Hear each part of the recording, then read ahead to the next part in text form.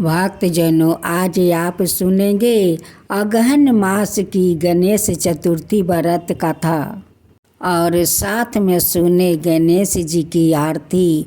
जो लोग सुनते हैं गणेश जी की कथा, उन पर गणेश जी हो जाते है सादा के लिए खारा, उन पर हमेशा सहाय रहते हैं।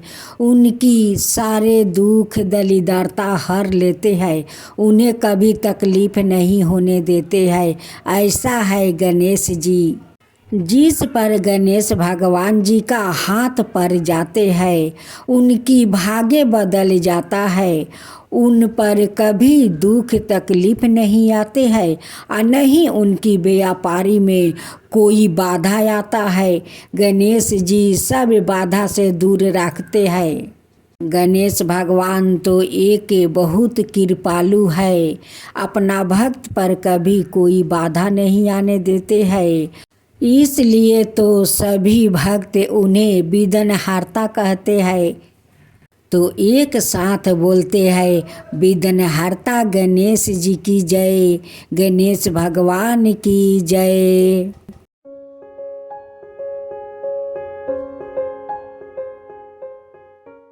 भक्तजनों, अब आप सुनेंगे अगहन मास की गणेश चतुर्थी व्रत कथा। पार्वती जी ने गणेश जी से पूछा कि अगहन कृष्णा चतुर्थी संकट कहलाती है। उस दिन किस गणेश की पूजा किस रीति से करनी चाहिए? गणेश जी ने उत्तर दिया कि हे हिमालय नंदिनी, अगहन में पूर्वोचित रीति से गजानंद नाम का गणेश की पूजा करनी चाहिए। पूजन के बाद अर्घ देना चाहिए। दिन भर व्रत रख कर पूजन के बाद ब्राह्मणों को भोजन करवा कर जौ तिल चावल चीनी और घृत का शकला बनाकर हवन कराए तो वो अपने शत्रु को वशीभूति कर सकता है। इस संबंध में हम एक प्राचीन इतिहास सुनाता हूँ। प्राचीन काल में क्षेत्र युग में दशरथ नाम का एक प्रतापी राजा थे। वो राजा आखेट प्रिय थे। एक बार अनजाने में ही उन्होंने एक श्रवण कुमार नाम का ब्राह्मण का आखेट में वध कर दिया। उस ब्राह्मण के अंधे माँ बाप ने राजा को श्राप दिया कि जिस प्रकार हम लोग पुत्र शोक में मर रहे हैं, उसी भांति तुम्हारा भी पुत्र शोक में मरण होगा। इससे राजा को बहुत चिंता हुई। उन्होंने पुत्राष्टि यज्ञ कराया। फल स्वरूप जगदीश्वर ने राम रूप में अवतार लिया। भगवती लक्ष्मी जानकी के रूप में अवतारित हुई। पिता की आज्ञा पाकर भगवान राम सीता और लक्ष्मण सहित वन को गया, जहाँ उन्होंने खर दूषण आदि अनेक राक्षस और राक्षसियों का वध किया। इससे क्रोधित होकर रावण ने सीता जी का अपहरण कर लिया। सीता जी की खोज में भगवान राम ने पंचवटी का त्याग कर दिया और ऋषिमुख पर्वत पर पहुंचकर सुग्रीव के साथ मैत्री की। तत्पश्चात सीता जी की खोज में हनुमान आदि बानर तत्पर हुआ। ढूंढते ढूंढते बानरों ने गिद्धराज संपाति को देखा। इन बानरों को देखकर संपाति ने पूछा कि कौन हो, इस वन में कैसे आए हो, तुम्हें किसने भेजा है, यहाँ पर तुम्हारा आना किस प्रकार हुआ है? संपाति की बात सुनकर वानरों ने उत्तर दिया कि भगवान विष्णु के अवतार दशरथ नंदन राम जी सीता और लक्ष्मण जी के साथ दंड कवन में आया है, वहाँ पर उनकी पत्नी सीता जी का अपहरण कर लिया गया है। हे मित्रा, इस बात को हम लोग नहीं जानते कि सीता कहाँ है। उनकी बात सुनकर संपाति ने कहा कि तुम सब रामचंद्र के सेवक होने के नाते हमारे मित्र हो। जानकी जी की जिसने हरण किया है और वो जिस स्थान पर है वो मुझे मालूम है। सीता जी के लिए मेरा छोटा भाई जटाहू अपने प्राण गंवा चुका है। यहाँ से थोड़ी ही दूर पर समुंदर है और समुंदर के उस पार राक्षस नगरी है। वहाँ अशोक के पेड़ के नीचे सीता जी बैठी हुई है। रावण द्वार अपहरण सीता जी अभी भी मुझे दिखाई दे रही है। मैं आपसे सत्य कह रहा हूँ कि सभी वानरों ने हनुमान जी अत्यंत पराक्रमशाली और उन्हें वहाँ जाना चाहिए। केवल हनुमान जी ही अपने परिक्रम से समुंदर लांघ सकते हैं, अन्य कोई भी इस कार्य में समर्थ नहीं है। संपाति की बात सुनकर हनुमान जी ने पूछा कि हे संपाति, इस विशाल समुंदर को मैं किस प्रकार पार कर सकता हूँ? जब हमारे सब वानरों उस पार जाने में असमर्थ है तो मैं ही अकेला कैसे पार जा सकता हूँ?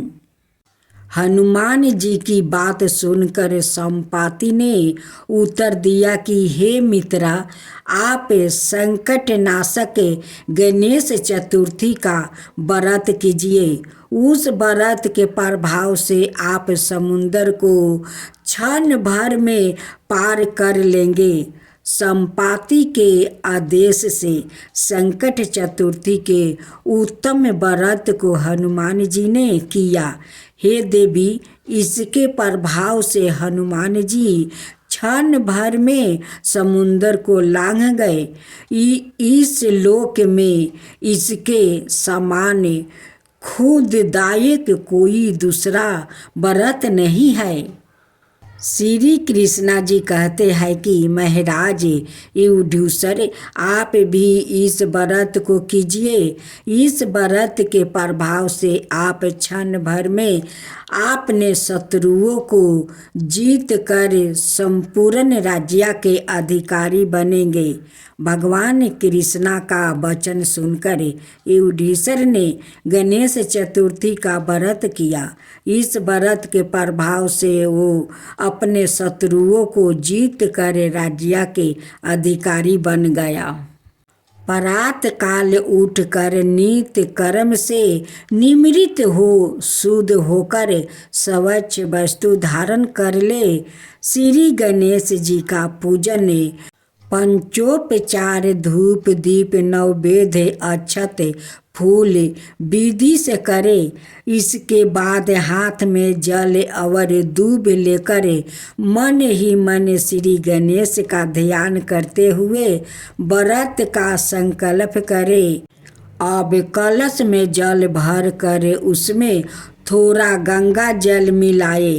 कलश में दूब सीके साबुत हल्दी रखे। उसके बाद लाल कपड़े से कलश का मुख बंद कर दे। कलश पर गणेश जी की प्रतिमा स्थापित करे। पूरे दिन श्री गणेश जी की मंत्र का स्तवन करे। संध्या को दोबारा स्नान करे शुद्ध हो जाए। श्री गणेश जी की सामने सभी पूजन समग्रही के साथ बैठ जाए। विधि विधान से गणेश जी की पूजा करे, वस्तु अर्पित करे। नैवेद्य के रूप में 10 लड्डू अर्पित करे। चंद्रमा के उदय होने पर चंद्रमा की पूजा करे, अर्घ्य अर्पण करे। उसके बाद गणेश चतुर्थी की कथा सुने अथवा सुनाए। जौ, चावल, चीनी, तिल, घी से हवन करे। तत्पश्चात गणेश जी की आरती करे। 5 लड्डुओं प्रसाद के रूप में बांट दे और शेष 5 अगले दिन ब्राह्मणों को दान में दे दे। अब आप सुने पौराणिक विष्णु भगवान की कथा। संतान धर्म में भगवान विष्णु को संसार का पालनहार माना जाता है। भगवान विष्णु को संतान धर्म के 3 प्रमुख ईश्वरीय रूपों ब्रह्म, विष्णु, महेश में से एक रूप माना जाता है और भगवान विष्णु ही नारायण, हरि, पालक और सवाए श्री भगवान है। संतान धर्म के दार्शनिक खंड अनुसार भगवान नारायण के हर चित्रा मूर्ति में उन्हें सुदर्शन चक्र धारण किया दिखाया जाता है। क्या आप जानते हैं कि यह सुदर्शन चक्र उन्हें सवाए परमेश्वर शिव ने जगत कल्याण हेतु दिया था?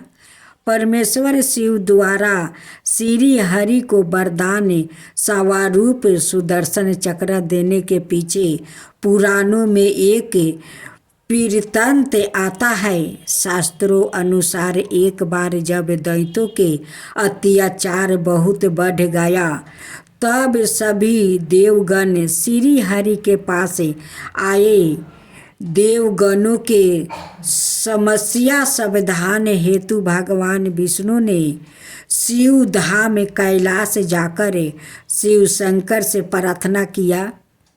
परमेश्वर शिव को प्रसन्न करने हेतु भगवान श्री हरि ने शिव सहस्त्र नाम वाली से परमेश्वर की उपासना की, अर्थात हजारों नामों से भगवान शंकर की स्तुति की।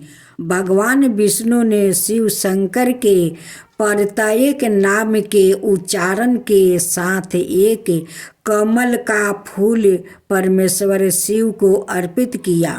तब परमेश्वर शिव ने श्री हरि की परीक्षा लेने के लिए उनके द्वारा लाए 1000 कमल में से एक कमल का फूल विलुप्त कर दिया। भगवान विष्णु परमेश्वर शिव की माया से अनजाने रहे और इस बात का पता न लगा सके कि एक फूल आखिर गया कहाँ, क्योंकि यह तो देवों के देव महादेव की महामाया थी जिससे सवाए श्री भगवान भी ना बच पाए। परंतु विष्णु तो सबरे तम परम शिव भक्त थे। अत एक फूल कम पाकर भगवान विष्णु उसे ढूंढने का प्रयास करने लगे, परंतु उन्हें फूल नहीं मिला। तब परम शिव भक्त श्री हरि विष्णु ने एक फूल की मूर्ति हेतु अपना एक नेत्र निकाल कर परमेश्वर शिव को अर्पित कर दिया। श्री हरि विष्णु की अटल भक्ति देखकर परमेश्वर शिव शंकर अति प्रसन्न हुए। तब विष्णु के समक्ष प्रकट होकर भगवान विष्णु को नए नाम कमल नयन से पुकारा और उनसे वरदान मांगने के लिए कहा। तब श्री हरि ने भगवान शंकर से एक ऐसा अजय शस्त्र का वरदान मांगा जिसकी सहायता से वो देवगणों को दैत्यों के प्रकोप से मुक्त कर सके। फल स्वरूप परमेश्वर शिव ने विष्णु को अपना सुदर्शन चक्र दिया। श्री नारायण ने उसी सुदर्शन चक्र से असुरों का संहार किया। इस प्रकार सुरों को असुरों से मुक्ति मिली और शिव स्वरूप सुदर्शन चक्र भगवान विष्णु के साथ सदाए शिव की माया के रूप में जोड़ गया। जय गणेश जय गणेश जय गणेश देवा, माता जानकी पार्वती पिता महादेवा। जय गणेश जय गणेश जय गणेश देवा, एक दांत दयावंत चार भुजी धारी, मस्तक सिंदूर सोहे मूस की सवारी। जय गणेश जय गणेश जय गणेश देवा, माता जानकी पार्वती पिता महादेवा। अंधन को आँख देते, कोढ़ियन को काया, बाजिन को पुत्र देते, निर्धन को माया। जय गणेश जय गणेश जय गणेश देवा, माता जानकी पार्वती पिता महादेवा। हार चढ़े फूल चढ़े और चढ़े मेवा, लड्डुअन का भोग लगे संत करे सेवा। जय गणेश जय गणेश जय गणेश देवा, दीनन की लाज रखो सुबह सुती बारी, कमना का पूरा करो जग बलिहारी। जय गणेश जय गणेश जय गणेश देवा, सूर्य सायं शरण आए सफल की जो सेवा। जय गणेश जय गणेश जय गणेश देवा, माता जानकी पार्वती पिता महादेवा। जय गणेश जय गणेश जय गणेश देवा, माता जानकी पार्वती पिता महादेवा।